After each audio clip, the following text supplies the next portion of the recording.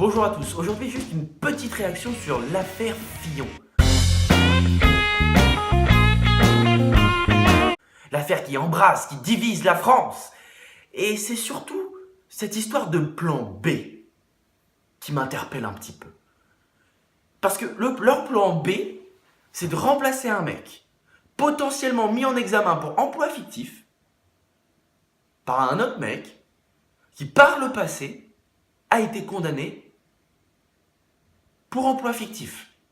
Je me demande ce que ça fait dans le camp républicain, quand tu leur demandes. Oui, du coup, juste votre histoire de plan B, là, c'est pas un peu bizarre que... Parce que Juppé, il a été condamné pour emploi fictif par le passé, donc votre plan B, c'est bizarre, hein? Alors oui, bon, ça c'était du passé, c'est pas bon d'aller toujours de l'avant et voir avant, c'est ce qui s'est passé avant. C'est pas bon d'aller de l'arrière, il faut toujours aller de l'avant, parce que si tu vas pas de l'avant et que tu regardes ce qui s'est passé avant, et ben tu te perds dans ce qui est présent.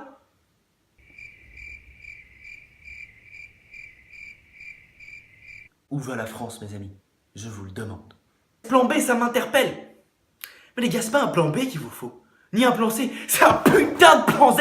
Z comme Zorro. Ouais, ma gueule. Un cavalier qui surgit lors de la nuit, court vers l'aventure au galop. Son nom, il le signe à la pointe.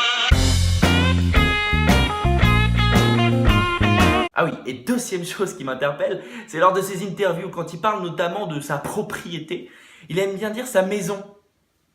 Sa maison. 12 hectares, 1107 mètres carrés habitables. Il a des tourelles, des jardins, des fontaines. Ça fait réfléchir quand même. Hein. Moi qui vis dans un 22 mètres carrés à Paris, la prochaine fois que j'invite des potes, je leur dirai pas: hé les gars, venez dans mon appart. Ah non, non. Je leur fais: hé les gars, venez dans ma tente. Vous allez voir, on va s'éclater. Voilà, c'était juste deux petites choses qui m'avaient interpellé avec l'affaire Fillon. Et moi, j'ai qu'une chose à vous dire, c'est que l'homme qu'il nous faut, on le sait, c'est lui. Un cavalier qui surgit lors de la nuit, court vers l'aventure au galop.